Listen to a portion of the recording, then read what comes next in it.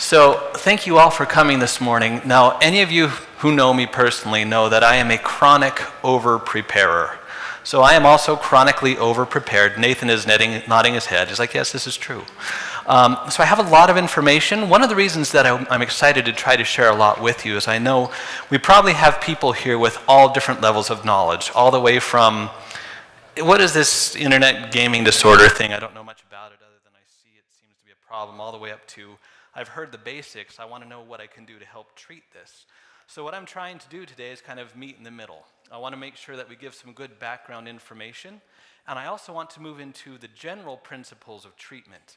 Now with treatment, there are so many nuances. I don't have time to go in all of that with you, but I do want to at least have you leave today with an understanding of what the problem is and where you can begin to try to do something about it. Now I'm also going to issue a challenge, and this might be a little piece of experiential education for you all as well. So I assume all of you guys have a cell phone. I'm going to have a challenge for you. I want you to see if you can not check it except for during the break today. And I want you to see what happens to you when you do that. Is anyone's anxiety level rising already? Are we seeing that? We're like, no, what can I do? That's your first piece of education today, to say, all right, wait a second. There is a relationship between people and electronics. And it's a relationship that's very, very easy to get out of balance. And we've created almost a neurosis in almost all of us who have a cell phone. In fact, there's now an official word for it. Have you guys heard of nomophobia? No mobile phone phobia. And it's a thing that's in the dictionary. People talk about it. You'll find things about it. So I'm going to have you kind of face your nomophobia for a little bit today as a part of helping to learn and understand this issue. So just a little bit about myself. I have a background in marriage and family therapy and medical family therapy. I was one of the co-founders of Telos U. And at present, I work at Telos U, and I also run the Telos Discovery Space Center. Don't have time to tell you about that. It's as awesome as it sounds, and you can talk to me about that at lunchtime. Also, at the end today, as a gift for all of you, I'm going to be giving you guys a discount code for one mission at the Space Center. So thank you for coming. I appreciate your time, and I like giving gifts. So a little bit, besides what I've done professionally, back when I was going through college and trying very hard not to starve with various degrees of success, one of the things I did to try to sustain myself is I actually was a video game developer. I did a lot of different things, from beta testing to bug squashing to voice acting and everything in between on a number of different ones. These are some of the things there. So what was interesting for me is where I first got interested in this topic was I was making video games. At the same time, I was learning about neurobiology and neuropsychology and addiction, and began noticing some things that were interesting connections. And over time, as I kind of began doing my own research, I began to be connected with different pockets of researchers, just one person here, one person there from all over the world. We eventually all began to work together and really explore this phenomenon that I'm going to be talking with you about today, which has culminated in 15 years ago when I started this, people said I was crazy. This last year, internet gaming disorder is now an official diagnosis in the ICD-10. So we've gone from people saying that we're just out there late at night to saying actually this is a big issue, and for this problem actually being rated the #1 public health concern in South Korea. For those of you who don't follow sociology, South Korea is always about 5 years ahead of the United States in different sociological trends. And so what we're seeing is the numbers that they have there have led to a huge social movement of trying to improve this issue. And where they are is where we're going to be very soon. I'm also the author of a book I released last year called Screen Savvy. There's way more information that I can share with you today, so one of the things I did was write a book so I could tell people more. Feel free to pick it up if you want. It's okay. Actually, it's not too bad. So let me start with a question that I want us to think about. Can people, we use the word addiction for all kinds of things. I'm addicted to this, I'm addicted to that. The question is, well, can someone actually genuinely be addicted to digital media, things like smartphones, video games? Is that a real thing? Or is that just an abuse of the word that we're using? Another question is, well, wait a second. Can digital media be a source of harm and disruption even when it's not an addiction? Is that possible? And so for any of you who have worked in substance abuse recovery, I'd ask the same question is, do you have to be an alcoholic before alcohol causes you problems in your life? In fact, the vast majority of people who have problems in their life from alcohol are not alcoholics. So, and then another question, and in my mind these are some of the biggest questions, is, well, what can be done to mitigate harm and disruption from digital media? How can it also be beneficial? Because it's very easy once you identify that there's a problem with something to go, oh no, it's evil, get rid of it, which is what some people do. And other people say, wait, no, there's good to it, so your discussion of the concerns can't be valid. Both of those are just poor reasoning and poor thinking. And also, the biggest question is, if it's me or someone I care about or someone I'm working with that has one of these problems, what can actually be done to help? Well, hopefully, I can't answer all of these fully today, but hopefully leaving today, you'll have some sense of how to answer these questions. So when we think about the use of digital technology, there's kind of a scale or a spectrum, all the way from I'm using it in a way that's adaptive. It's actually improving my life. I will say for me, digital technology has done a lot of amazing things for me. I'm very happy to have it. Then we get to a point where it's excessive.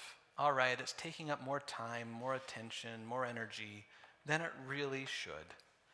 Then it can get to a point where it's obsessive, where there's this thing where it's now to a point where I have trouble not thinking about it. I'm wondering about what that buzz was in my pocket, and I feel compelled to kind of get it and see what it was. Or a lot of the times in my life when I should be focusing on other things, the game is still going on in my head. And then it can get all the way to where it's addictive as well, where literally we see tolerance, we see withdrawal, we see dependence. We see all of these things. And we're going to talk about this some more in detail today.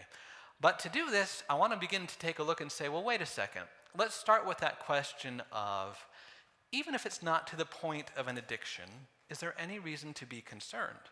And is there any reason to be intentional about the way we approach our digital media usage? So I'm going to talk a little bit about the brain because hopefully we all brought ours and we know other people who have them. So it's important to know what's going on to your brain. It's a rather vital organ.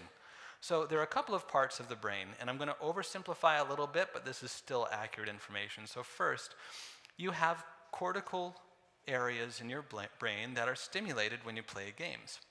So video games do, in fact, build parts of your brain. They build analytical skills, although note that they're the quick but not very deep analytical skills. Hand-eye coordination and reflexes. Video games are great at doing that. They're really, really good at doing that. Then we have other parts of the brain, those that govern our communication, those that govern our social bonding, and those that govern reading things like nonverbal cues. Guess how much video games exercise those other three parts of the brain? Nada, zilch, zip, right? And so if I'm someone who's playing a lot of video games, or if I'm someone who's utilizing social media, which actually interacts with the brain in ways very, very similar to that, that means I have one part of my brain that is getting one heck of a workout, and I have other parts of my brain that are being neglected. So what does that look like? Oh, also self-control. That's kind of important. It looks like this, right? So you have one part of your body that is totally worked out, and your legs are like chicken legs, right? Although in some ways it's more akin to exercising your biceps and not your triceps, to the point where it can actually be damaging.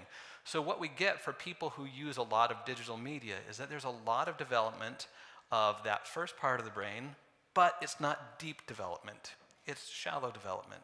And then from there, the other parts are underdeveloped, and sometimes to the point where that first part and its development is crowding out and diminishing the other parts. So it's not just a not developed. What's true of the body is true of the brain. Use it or lose it, right? There's a diminishment of those other parts of the brain. So the results, you get someone the way that this pushes brain development is fairly shallow but overconfident thought patterns. You know, James Joyce once said the worst thing about the world is that we're full of very confident idiots. And this takes that particular issue and makes it worse. We're less capable of social bonding, absolutely. The more that something else becomes important and disrupts social bonding, we actually begin to diminish in our ability to bond socially. We become underdeveloped in our ability to communicate and problem solve effectively. And we also begin to lack in our ability to read other people, to pick up on social vibes. Now, I want you to think about this. What if you're someone with autism and you already struggle with this? And then you turn to video games because they're a comfortable place. And then you play a whole bunch rather than doing these other things. It takes something that's already a challenge for you and exacerbates it. To the point, for those of you who are reading, there's a word now going around called, it's digital autism.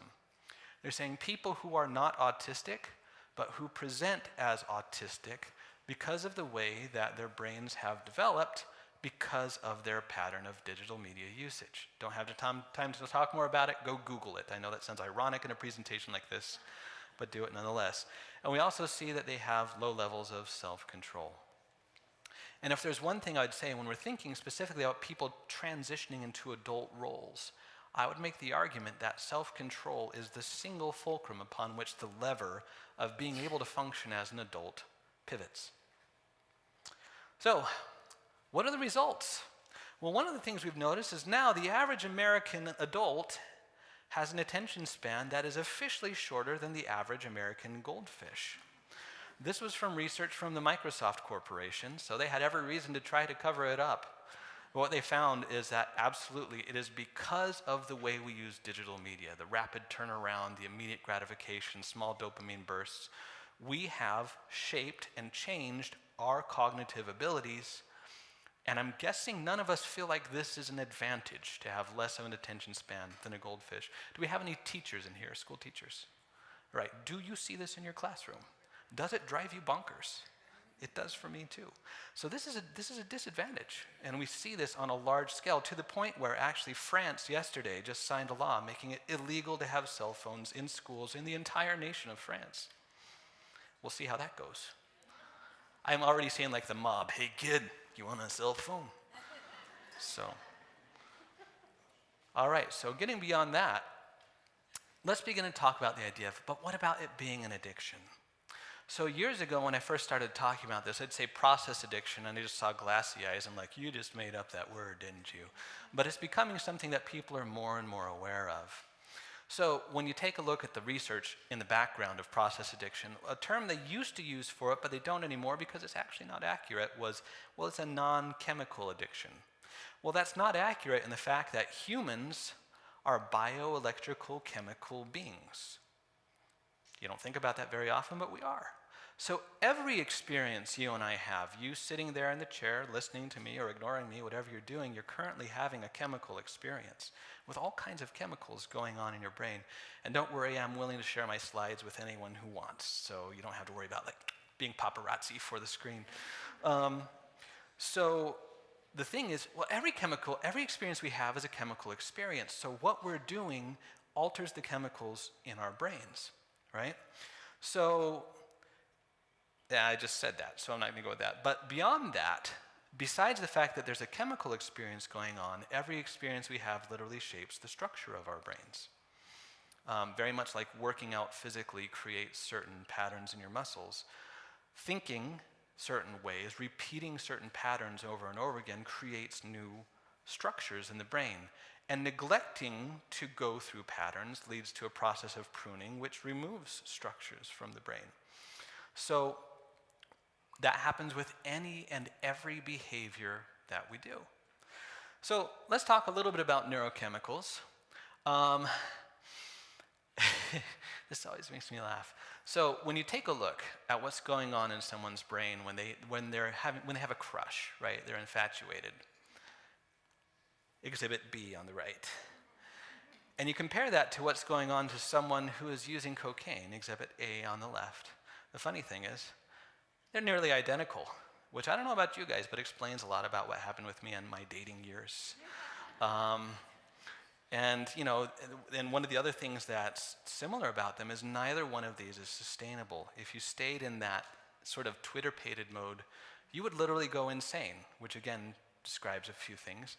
And if you stayed high on cocaine and managed to not die, you would also literally go insane. It's a state that is not sustainable by the body, but that the body finds highly, highly rewarding. So let's review a couple of the biggies when we talk about neurochemicals. One of them is serotonin. As you can see, it's got a lot of things going on. And as you know, when we talk about medications for depression, most of the time we're playing around with serotonin because it does affect mood and appetite, muscle contraction, and cognitive functions like memory and learning. So for example, if your serotonin levels are low, you're going to have a harder time remembering things, moving that to long-term memory, all that sort of stuff. And interestingly enough, intestinal movements. You ever wonder where those butterflies in your stomach come from? That is a burst of serotonin going through your body and you feeling that expressed in intestinal movements. Thank you. You can go home and tell your families. They'll think you're very smart. So the next is dopamine. Now the funny thing is dopamine gets all the attention. And one of the things that drives me nuts is this is just lazy research. Is, well, when we do this, we see that it releases dopamine, and that means it's addictive. Okay, that's just lazy. A lot of things release dopamine, and they're not all addictive. But yes, dopamine is kind of the feel-good neurochemical, and your body pays a lot of attention to it. And just look at that. Look at all the things that it regulates. That's one of the reasons that it's so powerful, is because it has an impact on so many systems. And then we've got I'm going to say this right, norepinephrine. One of these days I'm going to use it in Scrabble. So norepinephrine is both a stress hormone and a neurotransmitter. You can think about it literally as brain adrenaline. So the more norepinephrine you have going through your brain, the more alive and vital and sharp that you feel. It's also a part of that fight or flight response that we all have. So the impact is that anything you do that gives you, that evokes a high burst of any one of those three, or if you happen to get all three of those, your brain responds to that and goes, wow, that was awesome. We should keep doing whatever is getting that coming our way, because that's a really, really rewarding experience. And one of the interesting things that you see is the part of the brain that says, hold on, let's see what happens long term here, is really something that kind of goes to sleep when you have these really big bursts of neurochemicals. And so, for example, one of the things, if you deal with any kind of addiction, one of the things that can feel frustrating is like, they never seem to learn from the negative consequences of their use. Well, yes, because the part of their brain that processes that has gone to sleep. So literally, it's a neurological challenge to just say, well, you ought to just learn from your consequences. You don't. In addiction, you don't learn from your consequences. That's something to keep in mind.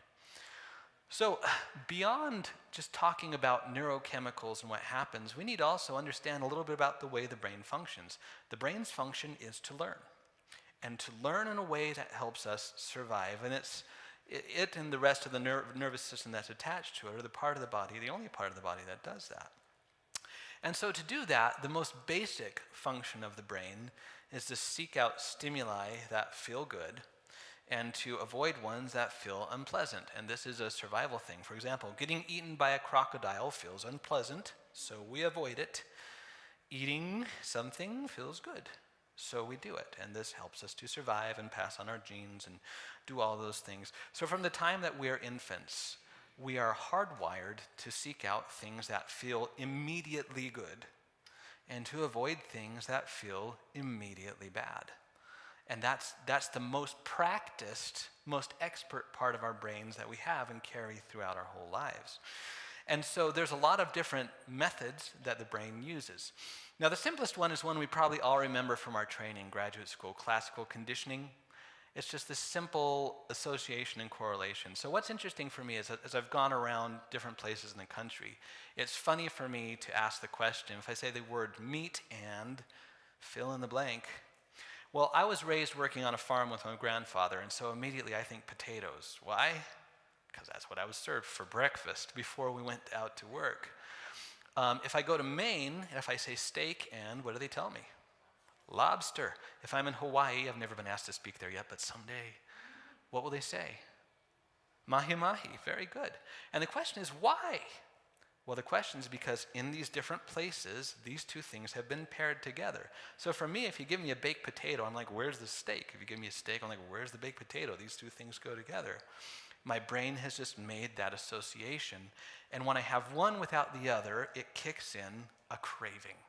The universe is not right until there's a potato with my steak. And that's just kind of the way it works. So we remember Pavlov's dogs, right? They would drool because he had associated it. So we have all sorts of ways we can teach our brain to want something else simply by putting two things together enough times. Now think about this. How many things are now associated with our cell phones? Well, if you take your cell phone with you everywhere, then everything in your life is now associated with your cell phone. Including, if I share with you, which I probably will later today, the number of people in the United States who admit to checking their cell phones while having sex, you'll be shocked. It's a high number.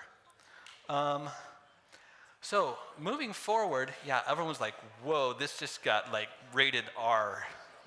I'm leaving. I feel like I have to talk to someone about this presentation now. So the next method of learning is operant conditioning. And so this is not just A and B go together, but our brain begins to make the association, oh, A actually leads to B. So for me, I know in classical conditioning, I say if I get a steak, a potato will magically appear.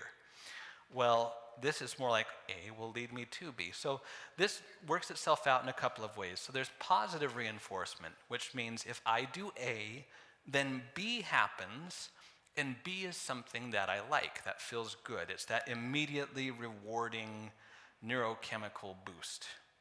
Negative reinforcement is not quite what it sounds like. It's if I do A, then B is removed.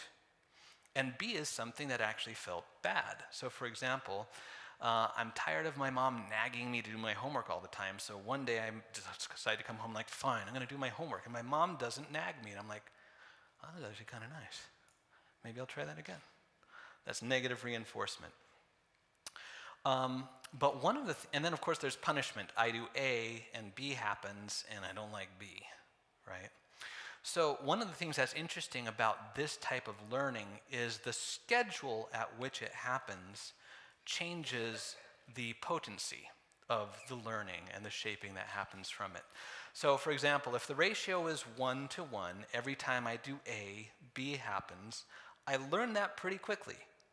But it doesn't take long for A happening without B happening to break the association. I can do it on a ratio. It might be every 3 times or every 5 times. Think about this. It's like Little Caesar's pizza, right? Every, 9 or 10 pizzas I buy, they give me a free one. The bad news is I just got a free Little Caesar's pizza.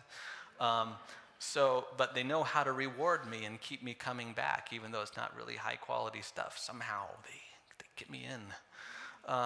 And then we have intermittent, where the relationship between the two is actually random. So it's 1 to 4, then 1 to 3, then 1 to 8, then 1 to 12, then 1 to 2, then 1 to 1, then 1 to 9, and it's a random association. And this one is incredibly powerful. Once it's set in, breaking it is really difficult. So let's give a couple of real examples, right? So have any of you ever gone to Vegas and played the slots? Who wants to admit it, right? So the way a slot machine works, the slot machine is put together on the principle of a variable ratio. That being, you pull the number and you never know how many times you've got to pull that lever for something to actually come out of the machine. But when it does, you're like, yes! And you keep on going, and you realize people are pulling levers all the time with getting absolutely no reward. And they learn that this is even more powerful when you put one slot machine in a room with 999 others, and every now and then you hear others going off, and each one is a slight reinforcement for you of, I know money actually comes out of these things, I gotta keep going on this. We see the same sort of thing with rats and shock treatments, or with monkeys and bananas. So for example, if you and I were to take a monkey and put them in cages, if we were like 1970s social scientists, because that's all they did was put monkeys in cages and do things with them, apparently. And if we were to wire up a particular button, we have a big yellow button, and when you push it, it opens up a chute and drops a banana out. Well, monkeys are curious, they'll explore, And eventually they'll push that, and if it's that 1-to-1 ratio, they push it and the banana comes out, and the monkey's like, whoa, what just happened? But after pushing it a few times, the monkey's like, I get it. You push the button, you get the banana. It's a pretty good deal. And so when the monkey wants a banana, he'll go and push the button. Now, if you and I were to deactivate the button, the monkey will go over and he'll push it again, 3 or 4 times, and then the monkey gets really upset. But he gets the idea that the deal is off, and so he stops pushing the button. Now, if we wired this so it was every 3 pushes or every 5 pushes, it takes longer for the monkey to learn to do this. But once he learns, he'll go over and he'll push that thing 5 times and get a banana. So when we deactivate the button, rather than it being 3 or 4 times before the monkey gets the idea, it might be 15 or 20, but he gets the idea and gets upset and then stops pushing it. But if we make it a variable rate, when we deactivate the button, the monkey will push that thing over 100 times, still thinking, next one, it's coming, I know it, until it's not. And then when the monkey finally figures it out, well, there's a reason they call it going ape. Like, he goes nuclear monkey is what goes on. And just the degree of devastation and depression that the monkey goes through makes you kind of feel being bad for being a social scientist in the first place. So one of the things for us to think about is with all of these sorts of rates of rewarding and reinforcing, always, as I was mentioning before, our brain is going to be more wired towards what happens immediately. Now, as normative development occurs, we begin to think longer term. We begin to be able to hopefully think about delayed gratification. But we will always have that other part of our brain with us that has had more practice at immediate gratification. And that's part of what makes recovering from an addiction so tricky. All right, another type of learning is sequence learning. So I am a martial artist. I've been taking martial arts for 30 years now. And there are things that I remember when I first kind of tried to do them. They were so difficult, and I whacked myself in the head so many times. But they just come naturally to the point where if my kids sneak into my room at night, they know not to do that, because while I'm still asleep, I'm already on my feet and I have them in a chokehold. And I'm like, Dad, just wanted to tell you something. It's like, oh, sorry. I don't even have to think about it anymore. It just happens. Or I think about like my grandmother. When I would visit her, she would be knitting all these intricate things, and she'd just be talking about everything and not even looking, and I'd kind of pick those. I'm like, this is kind of like brain surgery. Hold on, I got to focus, because I haven't done that many times. And so anything that is a predictable sequence, think about riding a bike, think about, for example, do any of you guys ever get in the car and not pay attention to where you're going? Next thing you know, you've driven to work or a friend's house. You didn't even have to think about it because you've done it so many times. So the body takes that sequence and puts it into one thing. It's one chunk of, this is driving to work, or this is how you block a punch, or this is how you knit. It puts it into one unit instead of 27 or 40 or 400. And then what it does is it creates an autopilot for that and puts it in the subconscious where it can just trigger it without you even having to think about it at all. So this is powerful stuff, and it's one of the reasons you and I can actually walk. I mean, if you ever watch a baby learn to walk, they have to figure out how to bend their knees and their hips, and all. It's really complicated. And if we had to think about it all the time, literally walking and chewing bubble gum would be like genius level. But we don't have to, because we've done it a lot, and now it's a subconscious process. So, why are we talking about all this? Well, when we're trying to decide, what can potentially be addictive, it's any process that has the potential, by evoking high levels of those neurotransmitters we were talking about, and when there's lots of opportunities for classical conditioning with all sorts of different conditioned stimuli, conditioned repetitive actions in response, if they follow that operant conditioning that we talked about, especially if there's that intermittent reinforcement ratio, and when the rewarding aspects of that particular activity come quickly, and the downsides take time to arrive. Now, one of the things that we need to be aware of, and I noticed the Daily Herald ran a little piece on this where they're talking about there are certain things that make us more vulnerable For example, when we're looking at process addictions, the research behind it shows that there are a couple of things that tend to increase our vulnerability, like ADHD, like NLD, like being on the spectrum, depression, anxiety, social isolation. But also, besides the way we're put together physically, if we have developed a pattern where we deal with negative emotions by using mood changers, something that quickly boosts us from a negative emotion to a positive emotion, but we never get around to problem solving with what gave us the negative emotion in the first place, this pattern, again, shapes our brain. And the way that shapes our brain makes us more vulnerable for addiction of all kinds. There's a great book I would recommend. It's called Willpower is Not Enough. It has a lot of great information by Arnold Washington, Donna Boundy. Definitely worth reading. In fact, I would say the best book I've ever read on recovery. That's a pretty big claim, but I'll stand by it. All right, we don't have time for this. Well, we'll talk about this really quickly. So where we first saw process addictions was in gambling. We're like, we don't know how gambling is addictive, but clearly it looks like it is. And when you think about gambling, well, wait a second. Well, there's a very, very strong intermittent reinforcement pattern. Every gambling game is built with the core dynamic of the intermittent reinforcement pattern, period.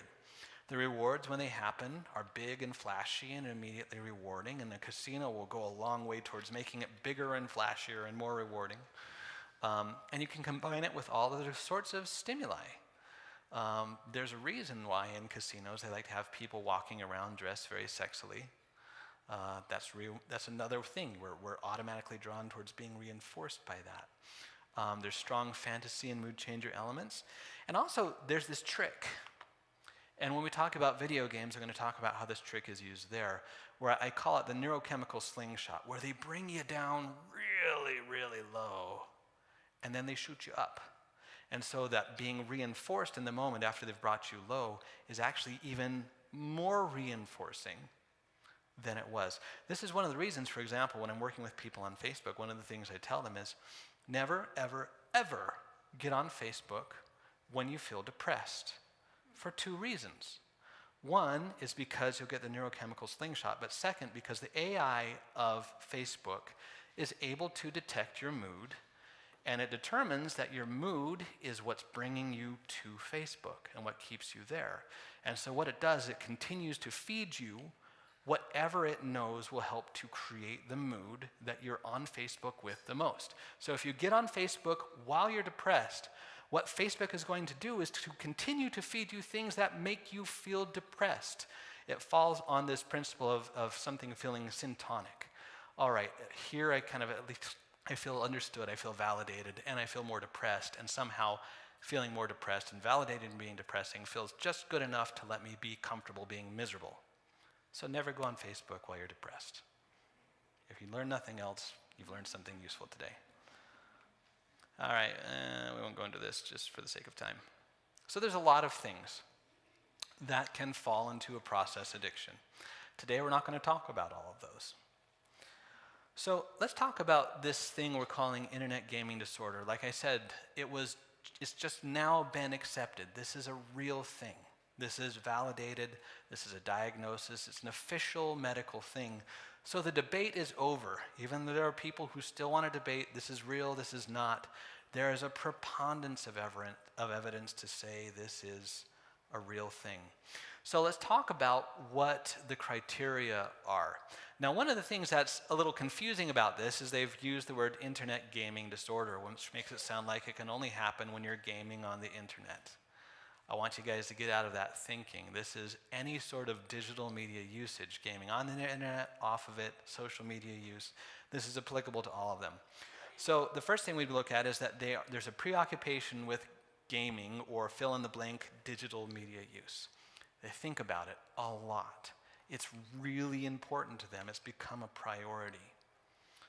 The second is that there are withdrawal symptoms when not able to game or access digital media. So for example, all of you who felt a little bit of that panic when I told you don't check your phone until the break, that's a withdrawal symptom. Sorry. How many of you guys get phantom buzzes, right? Phantom vibrations? That's a withdrawal symptom too. Sorry, guys. right? So even if you're not addicted, you're realizing, holy cow, my body is, wait, I feel like I'm dependent on my access to this. Wait a second, that's a little bit of an uncomfortable notion. But my body and my mind and my emotions are beginning to show me a lot of this. So there's also a buildup of tolerance. So I remember one time I was working with a particular young man in wilderness, and when he first got there, his parents were like, we just really would like to try to get down to gaming for 5 hours a day.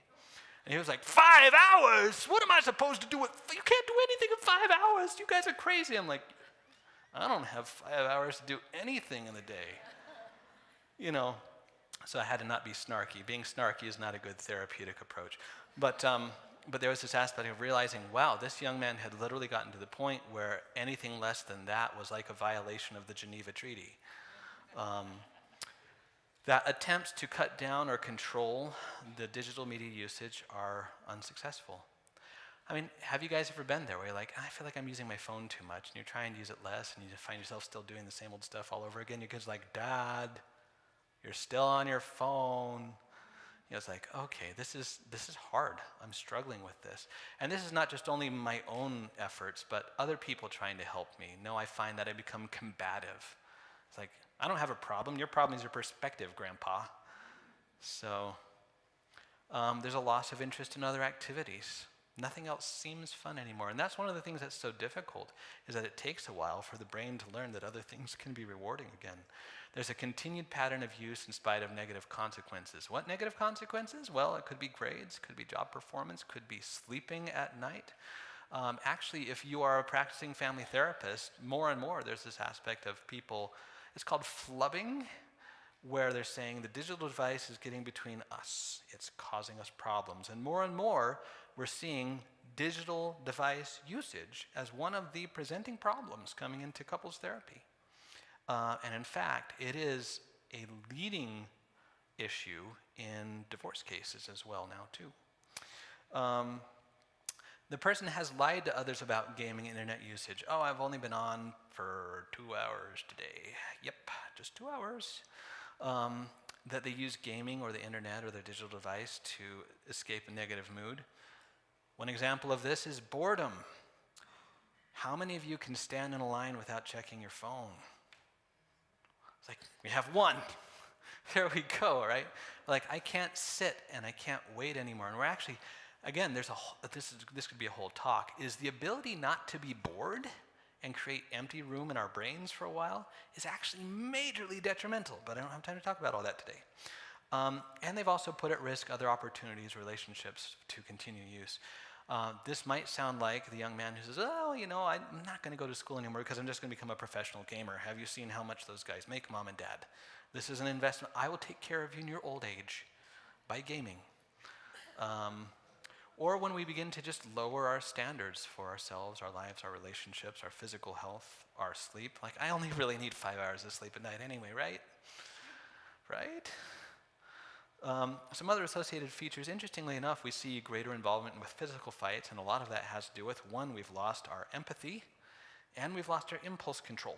We're more likely to argue with people. Arguments with friends, teachers, lower grades, higher. This one's interesting, higher hostile attribution scale. What that means is that I am more likely to interpret what other people are saying or presenting non-verbally as being hostile when it's not. And again, one of the things that's being torn away is our ability to read nonverbals, to do things that are not immediately spelled out. If there's one thing the internet is not, it is not subtle at all. And so that's one of the things that we're realizing, wow, when we can't determine what something is meaning, we're more likely to interpret it as hostile. That's the way that works. Neglected sleep, exercise, poor diet, socializing, foregoing other hobbies, a lot of the things you'd expect to see. So there's a story behind this picture. I'm going to tell it to you. This is not a staged picture. So there was actually an article that was written in PC Gamers where they were talking about experiences on Xbox Live. For those of you unfamiliar with Xbox Live, it's where you can go online with Xbox to play with other people. And one of them was saying, one of the things I learned from Xbox Live is that babies don't require any maintenance. Well, it's because I hear them kind of screaming for hours in the background of gaming sessions. And, apparently you can just kind of leave a baby in there, they're fine. Okay, fill in the blanks. What they're saying is that what you hear is many, many, many, many, many parents neglecting their kids for hours on end while they're gaming with their friends on Xbox. This picture was actually from a wellness check of someone who was worried about a child, and they went into the home and found the dad was gaming, and the dad apparently didn't want to bother with the baby, so they duct taped her to the wall. Although, points for the dad, he did duct tape the duck next to her, so she had something to do. Now this, of course, is a little more extreme. This is not the way it usually goes, but it was kind of a nice illustration of, let me ask you this, how many times have you told your kids, just a second, while you're watching your phone, or where they're like, hello, you there? Same sort of thing, different degree, but same issue, right? And at the extremes, and again, I don't want to talk to the extremes about saying, this will turn you into a cold-blooded killer, but being aware of where it goes, right?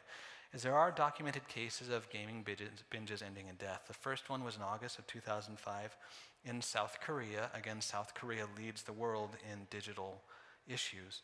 And it was after a 50-hour StarCraft binge, and he died from heart failure due to exhaustion. But one of the things we're seeing a lot are blood clots from sitting for a very long time. And so this is happening enough that now it's being indexed, and there are gaming binge deaths occurring.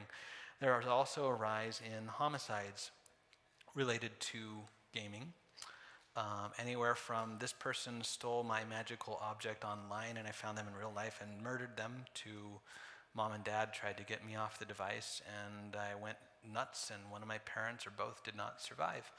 Now, this of course is not the most common. These are the extremes. However, aggression, hostility, and violence are a part of this. So a lot of what we tend to see is neglect, but ask yourself this, right? When you tell a person, hey, it's time to get off your device, what happens? Yep, anger, resistance, violence, victimhood, punishing, revenge, common stuff. So, why is this happening? So I want to talk to you guys a little bit from my perspective as a game developer. I was into game developing when really the way games were being made started to change a great deal. And games today are a far cry from where they used to be, and no, that wasn't a pun for any of you who are gamers out there. They're to this point where they are literally scientifically dialed in, very specifically, to produce a very specific reaction. One of this is due to the fact that they're companies and they want to make money. The other is that piracy is so huge. I mean, literally, I was having, of the games I made, for every one that I sold, I had 100 copies pirated. That's really, really hard to make a living that way. And so what you'll see right now is like, okay, well, here's what we're going to do, is we're going to create games that are especially free to play. Although, interestingly enough, the most popular free-to-play game just passed the mark of earning $100 million. How can a game that is free to play earn $100 million? And the answer is addictive mechanics. And I'm going to let you into this world and show you how it works right now, in a moment. First, I want to talk to you guys about the prevalence. I'm working with you guys on delayed gratification, right? We're talking about, there you go, like, yes, this is what I'm here for. No, you made me wait. You're a jerk. So where we are, again, South Korea leads the world in this, right? That 1 in 10 South Korean online users, and in South Korea, everyone is an online user. So that's around 2 million people, or roughly 4% of their population, meet all of the criteria fully for an online addiction. So, or in Norway, we're looking at 6% meet the full definition, another 4.1 meet highly disrupted. The United States, and again, this is slightly old data because it's hard to gather this data, but there's about another study about to come out. We're looking at about 8.5% of gamers between ages 8 and 18 exhibit pathological gaming behavior. Steam heard me talking about it. It's like, here. Oddly enough, my games are still for sale on Steam. Sorry, guys.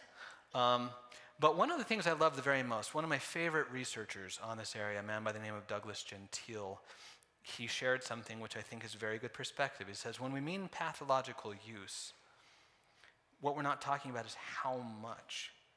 It's that it's damaging. Because I have people come to me and say, well, how much do I have to be using my phone or playing games for it to be considered addiction? And the answer is, it's not about how much. Yes, how much is a factor, but it's not about that. And that becomes a red herring that keeps us from really understanding things. So let's do some math, because we all like math, right?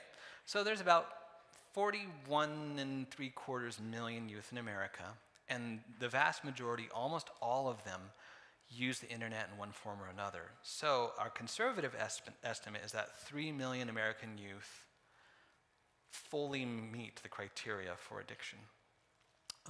Interestingly enough, the American Pediatric Association made a statement last year, which I remember left me feeling very uneasy. They were saying, for the American child, there's now no longer a difference between time and screen time, that the two are simultaneous, as given by the fact that the average American child and teenager is currently using a screen of some kind 15 hours per day. So I can see where the American Pediatric Association is coming from. All right, well, let's talk about smartphones, right? Okay, so Flurry Analytics. So you know that everything on your smartphone doesn't belong to you. Every action, every email, every Facebook post don't belong to you. They belong to someone else. And one of the things they're doing is they're measuring and they're using all of that to try to sell you other things. And to try to sell other people who want to sell you other things information about how to sell you other things. The reason Facebook is free is because you are what Facebook sells. Same thing with Instagram, same thing with Snapchat. You are the commodity, not the app. That's the way it really works. So, Flurry Analytics is one of the big wigs in actually taking all this data that all the apps are collecting and doing something with it. And it has the ability to track everything, what you're using, what you're doing with it, for how long. And so they came up with kind of a typology. They said, okay, let's say the average mobile user launches apps 10 times per day. That means that they literally only open up one of the things on their phone 10 times per day. How many things do you open on your phone per day? Think about that. Regular users, might be about 16 times a day or less. Let's get extreme though, because that's always more fun. Super users between 16 to 60 times per day. And they said, okay, and then we're just going to create this artificial, we're just going to say this is what addicts are, not because we're using any science, we're just saying by the time someone's doing it this many times per day, they're probably addicted. So they were saying more than 60 times per day. Well, let's talk about this, right? Their criteria for a mobile addict, again, was entirely arbitrary. They just kind of made it up. And again, there's more to an addiction than simply doing something a lot. However, when you take a look at all the other research out there, it's fair to say, yeah, when we see people using that much, they do tend to meet the criteria. So that's the reason I'm willing to use this particular piece of data. So what we're seeing is that the mobile addict segment of the population is actually the fastest growing segment at a rate of 123%. So what that talks about is from 2013 to 2014, that's a difference of 79 million to 176 million people in 1 year. And that rate is continuing to increase at that exponential amount. So during that same time period, the number of super users rose at 55% and regular users rose at 23%. Most of the regular users were the ones who were just barely getting their phones to begin with. And so what we're seeing is the average course for an American person is to accelerate their use more and more and more and more and more, not to become more moderated or more intentional. but that we are rapidly moving at light speed into the realm that Flurry Analytics would consider addicted. So I just kind of said all that. We're not getting better at figuring out our devices. Our devices are figuring us out. And that is happening at a growing rate.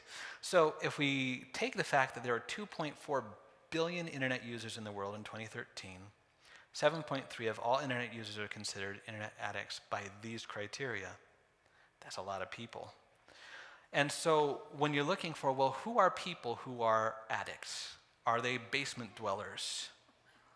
Are they the people who don't shower, right? Are they the girl who's like, let me take a selfie all the time? No, this is us. We're walking around. It's all of us. You know, those of you who are feeling your withdrawal symptoms from your phone, those of you who have cheated and have taken their phones out, I've seen you, by the way, just so you know. I'm watching.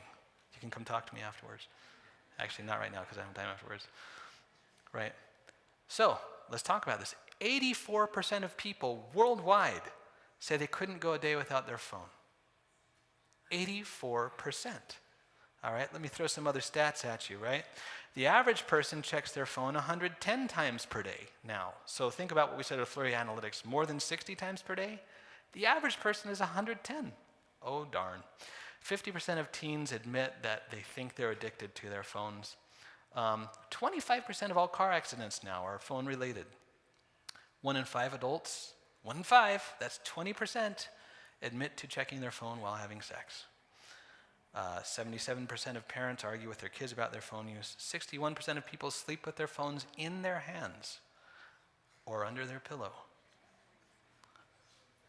You notice that all of these are majority numbers except for the having sex one. And again, that's only those who admit it. So, more scientifically, right? So when we're looking at Stanford University's study, they're saying 12.5% of Americans exhibit the signs. 6% meet all of the criteria. But let's think about this. That was back in 1999. What kind of a phone did you have in 1999? Did anyone have not dial-up internet in 1999? Right?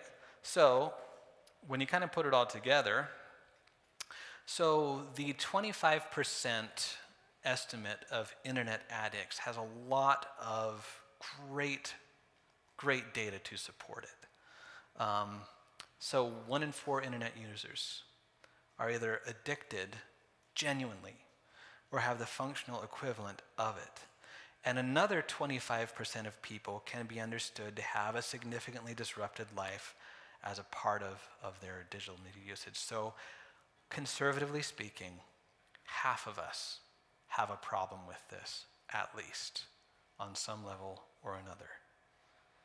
In fact, it's 50% of people who admit they feel like they're addicted to their phone. And again, that's those who admit it. There's a lot of us in denial. All right, now let's talk about gaming mechanics, now that I've had a chance to rattle everyone's cage.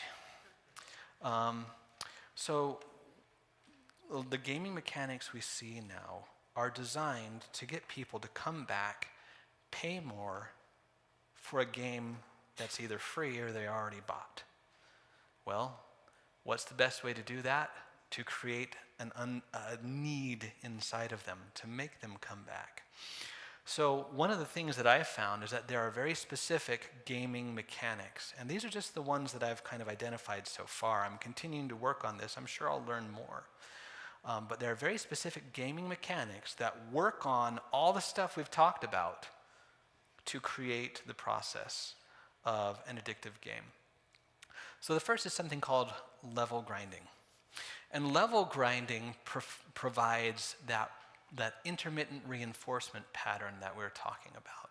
So level grinding can look like a lot of things. It can look like a game where you start off and you're like this weakling and you have no abilities and you go around and something sneezes at you wrong and your character dies. And so you go around and you do a lot of these tasks to gain experience points or gold or things like that to work your way up to where you can level up or you can buy some gear. And so next thing you know, next time you meet that rat, somehow in role-playing games it's always rats.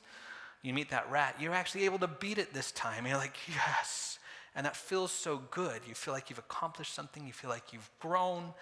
But you had to work and do all this stuff that was menial and actually really not all that fun to do it. Or for example, if I'm playing Minecraft, I've got to go around the world and mine and discover and find things to craft different items so that the next time that creeper comes, it's not going to get me this time, dang it. And, or I need that to build this particular item or whatever it may be. And I spend a lot of time doing something which isn't fun, which is pushing a button repeatedly so that my pickaxe swings and it digs out of the ground. I've dug plenty of ditches. It's not fun. Doing it online is no more fun. But they get you to do that over and over and over again, and they hit you with rewards here and there in that intermittent reinforcement pattern. In fact, the funny thing is, for the first thing, this year was the first year we actually had a major backlash in the game Star Wars Battlefront 2, where they included something called loot crates, which uses this as well. You actually had people come back and say, I paid for the game and I don't even get to use Darth Vader unless I do all this level grinding? No. Apparently you mess with Star Wars fans, you're in big trouble. And this was the first time I had ever seen a public pushback against the use of this particular mechanic. So this one is all over the place. And again, the rewards are things that are game changers and they help you kind of grow. But a really smart game designer will say, okay, I help you grow, but I also open the world just big enough that you're going to continue to run into things that still continue to kick your trash. And you're going to want to continue to reinforce and reinforce over and over and over again, level up all the way up.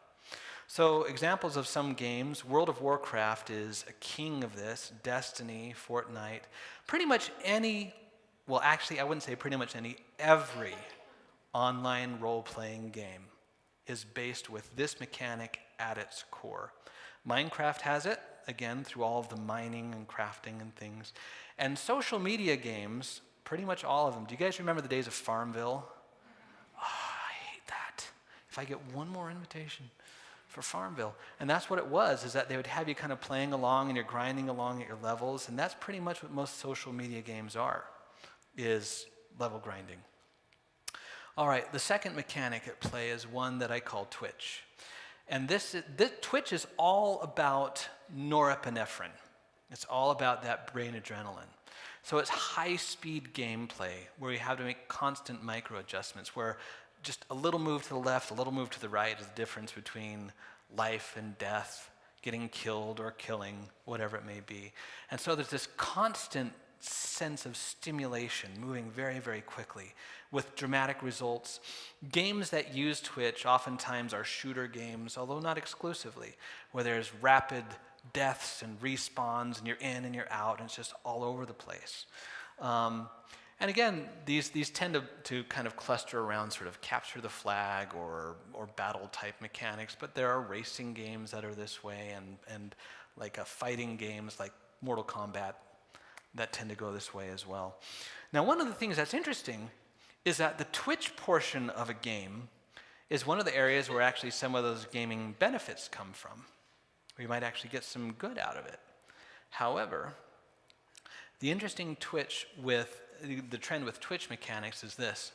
If I am working for a gaming company and I'm creating a shooter game, who they're picturing as their main group is they're picturing a bunch of drunk frat boys playing Xbox together, right? And they're realizing if people are drunk, high, or otherwise intoxicated when playing our games and you actually have to be accurate, they don't have a good experience with our games. And therefore, we don't pay as many. So one of the things that they've begun to do is they've begun to, I call it Twitch going bro. So the whole idea is my accuracy in this game has nothing to do with my accuracy. I'm going to throw in level grinding and make it about my level.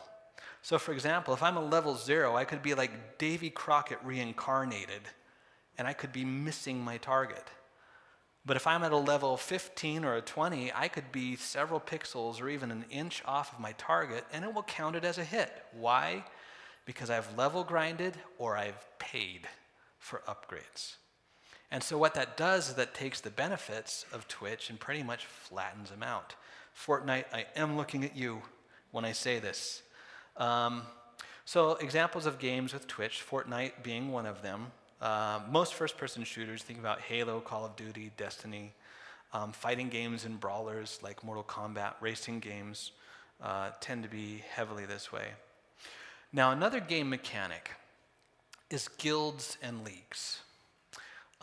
So these are for online type games.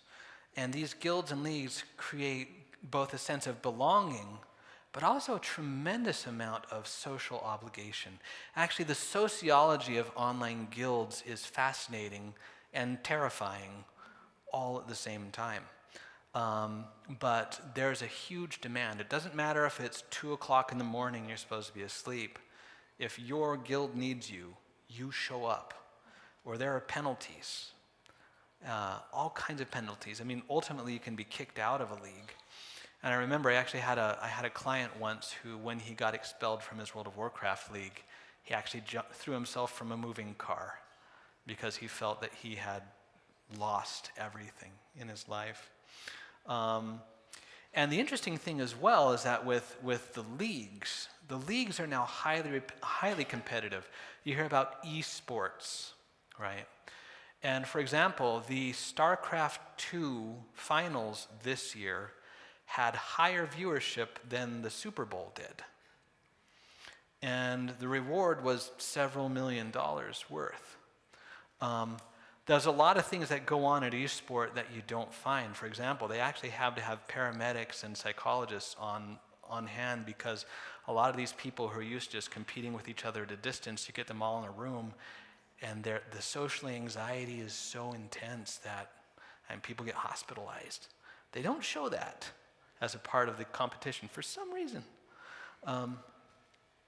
So a couple of examples of games that are solid on the guilds. World of Warcraft, again, is the war, well, it's the grandfather, essentially, the godfather of understanding how to use guilds to keep people coming back. Leagues, again, StarCraft and StarCraft II have long held kind of the grandmaster area there, although what we're seeing with things like Game of War, what we're seeing with things like Fortnite, beginning to kind of throw these off.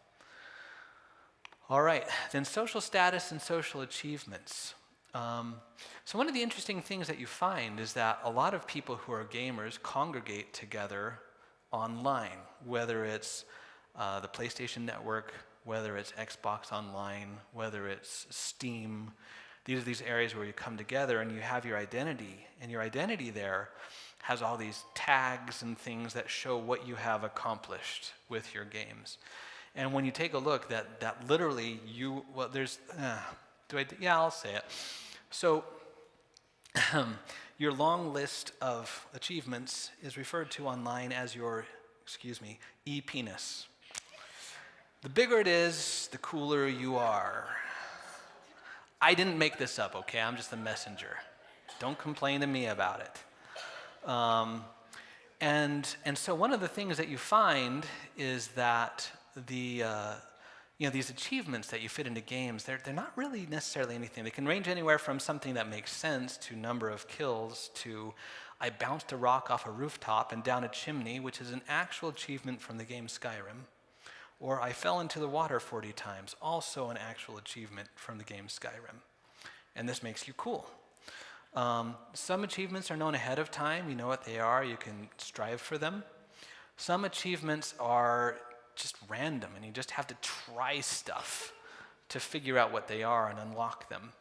And so what this is doing, again, if I am someone who has published games on Steam, and I am, and I make a new game and I come to Steam and say, Steam, I'd like to sell my game for X number of dollars. And they'll say, well, hold on, let's see how your previous games have sold, but also let's see how much people are paying, playing your previous games. And if it's just a little bit, they say, congratulations, you now have a 99-cent game. You don't like that when you spent 2 years making it. And so one of the ways that you can get Steam to agree to give you more for your game is to show that people play it a lot. Okay, people will play your game a lot. Then we can use this for advertising, data gathering, etc. Because again, Steam sells games, but it also sells gamers.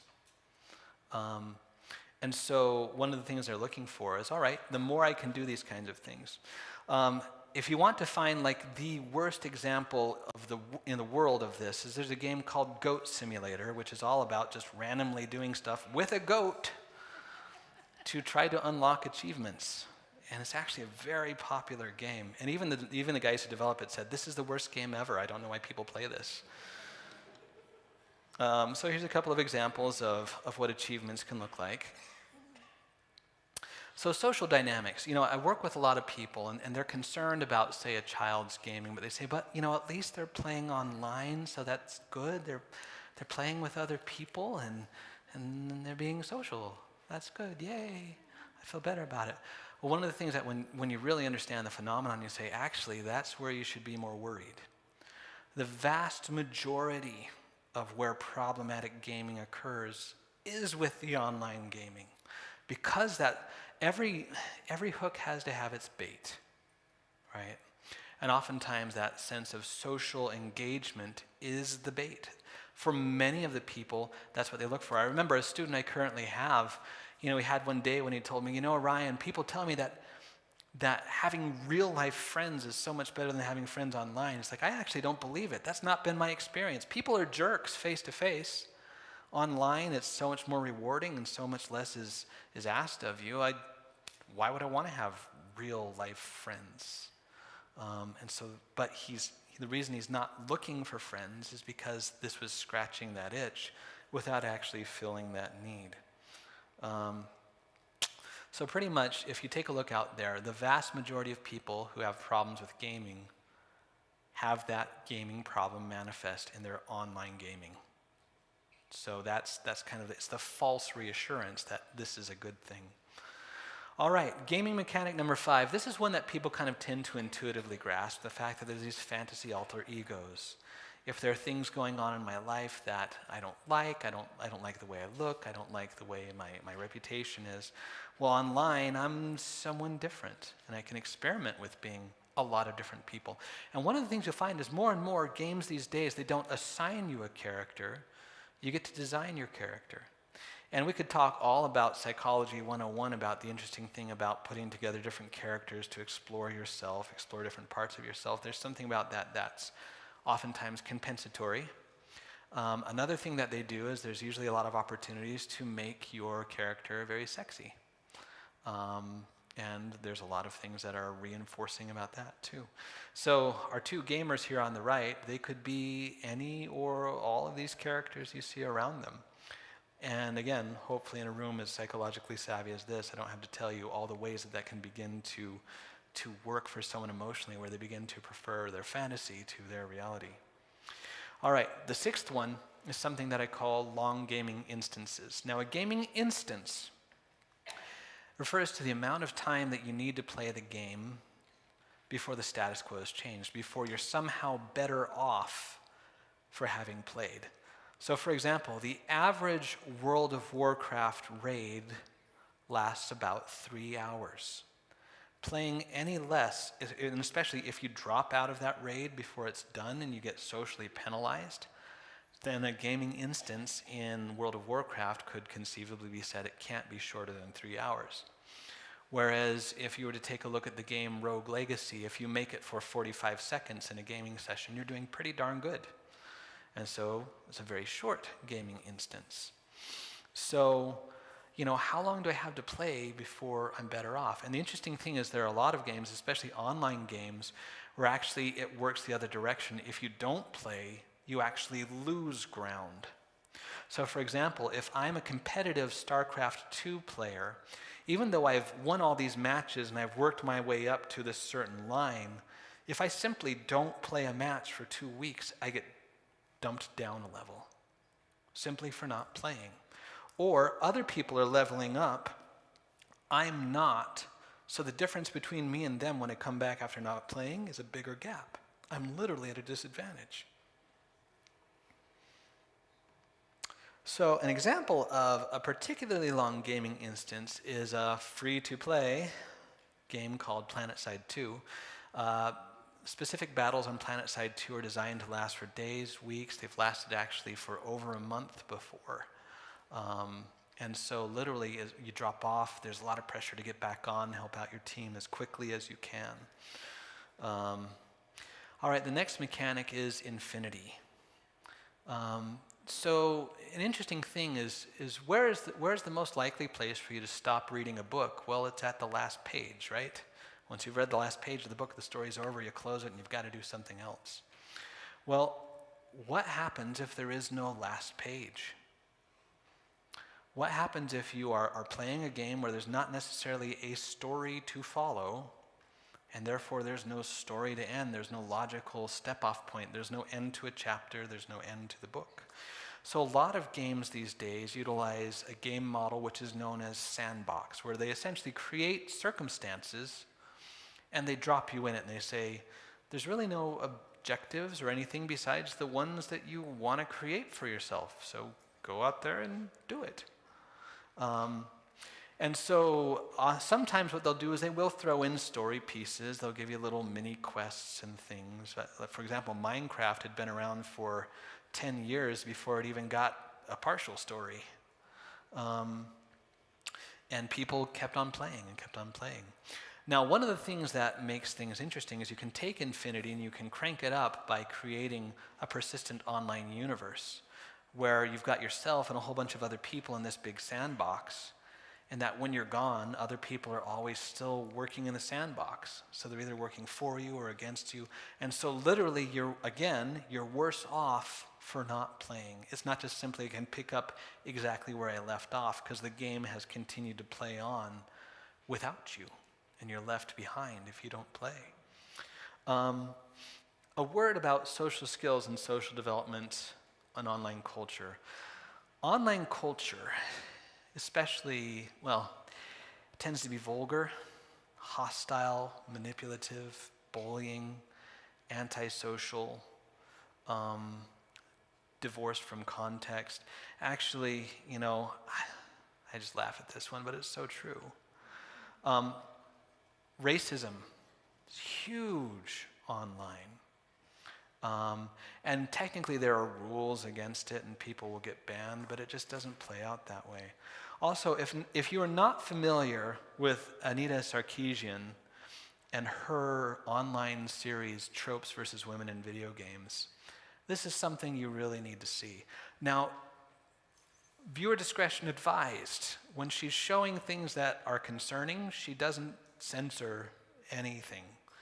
This is not a particularly safe for work. You wouldn't want your kids to watch some of this with you, because when she's concerned about something, she shows it to you. But she shows wonderfully what video games are teaching about women. And her point has been proven so well because she talks about video games encourage objectification and violence against women, and her critics threaten to kill her and objectify her, and they've done a great job of proving her point for her. I just feel bad for her, though. So when you kind of take a look at all of these different mechanics we've been talking about, I want to share with you guys what I'm seeing as games that tend to have a lot of these all put together in them, and ones I see as kind of the big ones right now. So Fortnite is taking the world by storm. To the point where it really has taken some of our efforts to raise awareness of internet gaming disorder, and they're kind of doing our work for us, which, thank you, I guess.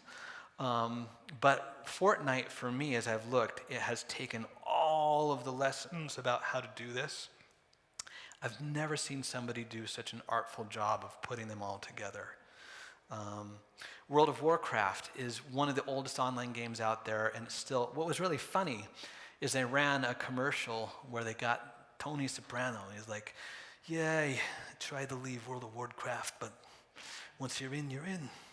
Like, well, truth in advertising at the very least. So League of Legends, Minecraft is still huge. Game of War, Destiny. Okay, so little shock for you here. If you had to say what the average profile of a problematic gamer is in the United States, most people would think teenage boy or college boy. And you would be wrong. The most common profile of a problematic gamer in the United States is a middle-aged, middle-class woman. For one reason, Candy Crush Saga. Just to give you an idea, Candy Crush Saga, when it sold for $10 million more than the cost of the entire Star Wars franchise when Disney bought it. Because it's that good at its intermittent reinforcement pattern and the way that it interrupts flow right at the right moment to make someone willing to pay to continue to play. So, sorry, middle-aged, middle-class women. Now you know. All right, we'll get past that. All right, guys, well, I think what we'll do is let's go ahead and take about a 5 or 10 minute break, and let's come back and we'll start talking about treatment.